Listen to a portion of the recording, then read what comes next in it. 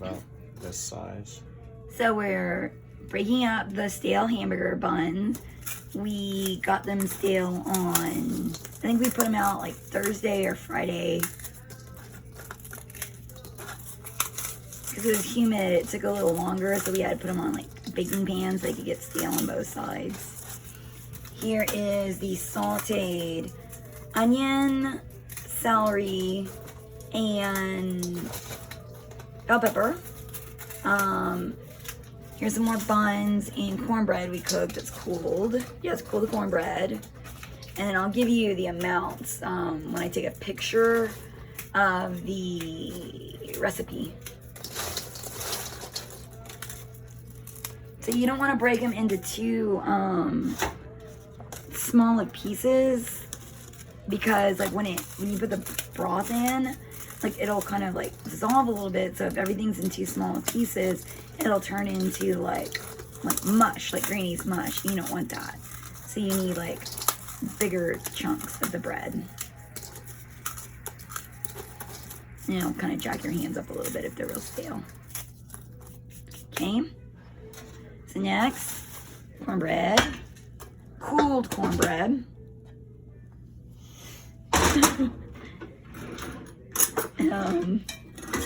And stock.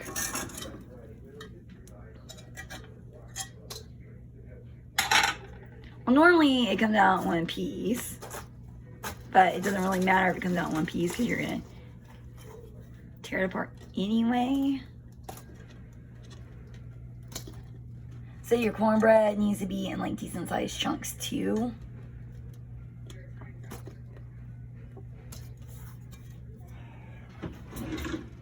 Well, normally when it comes out in one piece, you can break it in bigger chunks. Or it's The only just, thing I like about that Pioneer cornbread is it sticks bad. yeah, we use Pioneer cornbread. It's stuck for whatever reason.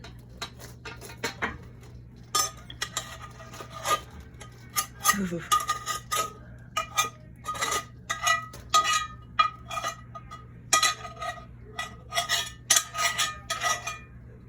Okay, so the cornbread, so it's pretty much almost broken in the sizes it needs to be right now anyway.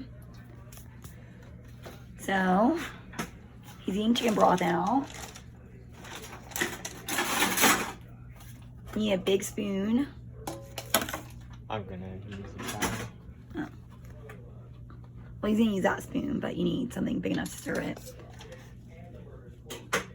So this is where it gets tricky, the wetness.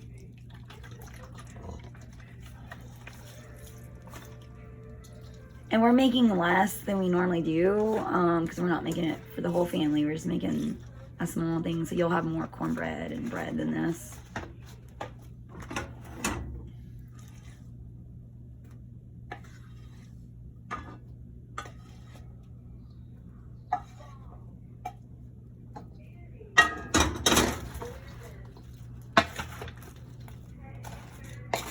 It kind of takes a little bit of muscle, and you don't want to like, you want to mix it together, and you want everything to be wet, but you don't want to like have it so wet it turns into like what looks like malto meal, because you like need some chunks in it.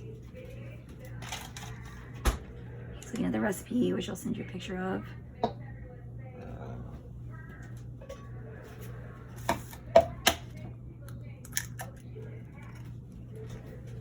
One egg. The recipe calls for 2, but it makes 2 batches. Okay, the recipe calls for 2 eggs, but we're only using 1 egg because we're making a smaller batch.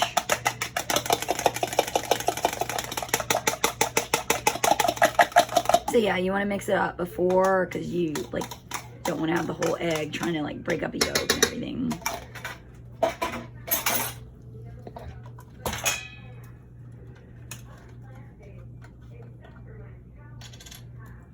So it's still too dry. So I need more chicken broth.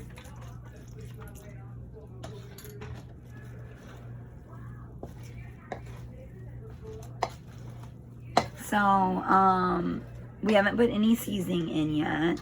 We're just trying to get it to the correct texture. You gonna record this whole thing? Yes, I am. Sage.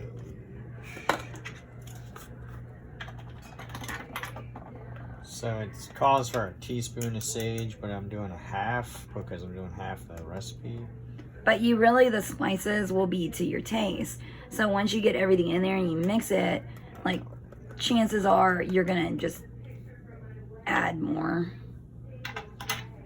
Like, we put way more spices than what Mom put in there. So it's poultry seasoning. That's a tablespoon, but he's doing a little less. About half. Yeah, start with half a tablespoon. And the recipe doesn't call for it, but I know we put, well, it does say pepper, but We put salt and pepper in it. I put a little Slap Your Mama. You put Slap Your Mama in it, but you don't have to. I put a little salt and pepper in it. The recipe doesn't call for it, but it needs it. Mom it calls for pepper. Oh, it calls for pepper.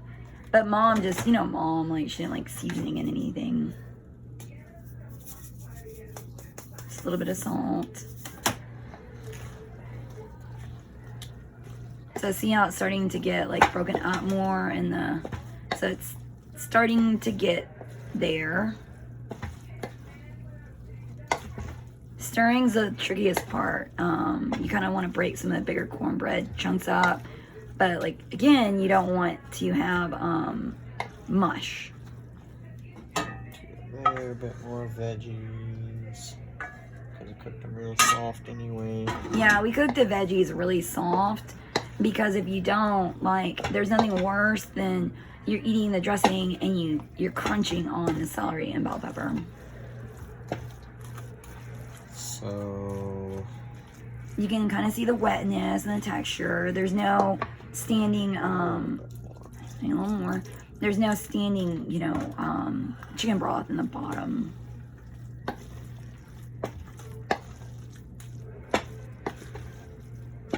Yeah, when I see like a chunk of cornbread like that, I just kind of stab it. But most of it kind of breaks up on its own. But you can see, like, it's not, because one year I made it too wet, like, it dissolved the cornbread and stuff, and it was like a malted meal, and it baked awful. And Like, the gross part, you gotta taste. Yeah, you gotta taste, like, the raw stuff. And it's cold, so you're like, ooh. It usually calls for more, like, More sage. sage, and definitely more poultry seasoning. We go through a lot of sage and poultry season in this. Like, you'll taste it. You'll know exactly what you need. A little more Slap Your Mama. Don't make it spicy. Shush. I mean, don't make it hot. It's not gonna be hot. I'm recording this. Be nice. So he's putting a little more of everything. But like I said, you'll use more sage and more poultry seasoning than the recipe calls for.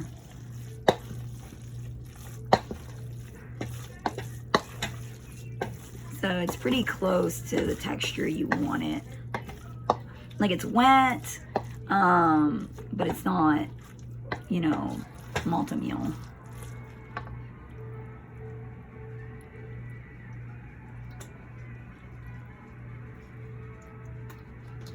Do you want me to taste it? It's close, I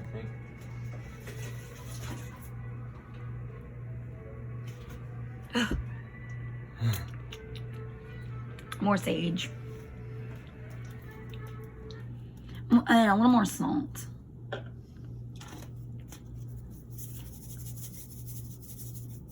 It's close, but I like to taste the sage.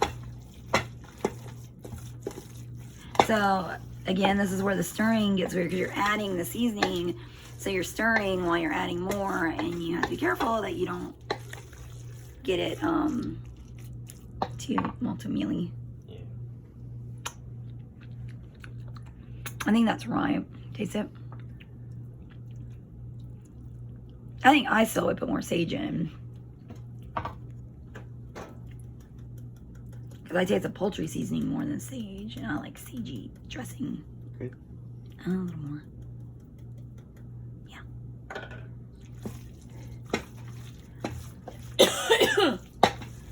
I covered my mouth. I didn't cough in it. We've been sticking our finger and licking it. Oh. We do that every year, by the way. Oh yeah, we stick our fingers in it and lick it, and everybody eats our germs. So okay, it's done texture wise. You know, you can see up close everything in it. It's wet, but it's not like malto mealy. And now we're about to, and this we use. Mom gave me one of her bowls years ago. You need a big bowl when you make the full amount. I think I'm gonna do maybe 2 this size. So this is the smaller casserole dish. This is the It's 2 quart. 3 quart. 2. Oh, 2 quart. But normally when we make it, you know, we make it in the big. Yeah, it'll do 2 or 3 quart things when you double the recipe. So we don't grease the bottom. I don't think you need to. Yeah. It's up to you whether you do or don't. We don't. Just put it in there. You want me to just fill it up and just do 1? This is disgusting out. I don't think we need to do 2. Yeah. It's just us. Yeah. Yeah, actually, I guess it wouldn't go too overboard. No. Normally it seems like it makes a lot more. When you use the full amount, it makes a lot. It makes probably 4 quarts or more. I guess probably about 5 quarts. It makes the big dish, and then you can either do 2 of the big dishes or a big dish and 1 of these. We kind of pack it down a little bit, but not too hard. We're filling it really full just because we don't want to waste too much of it. And then you bake it at, I'll send you a picture of this. Bake it 350 for 1 hour, and then you lower to 325 until, I don't know where the rest of the recipe went, but you bake it 325, you bake it 350 for 1 hour. And then lower to 325. And then you just cook it till it's dried out. Yeah, till you kind of test it with a fork. You stick a fork in the, cooked it, and if it's still too wet, then you just bake it longer. It kind of depends on the humidity. Sometimes it dries out faster. But that's the dressing. All right. And I'll send you pictures of the recipe. All right. Call us if you have any questions. Bye. Say bye. Bye.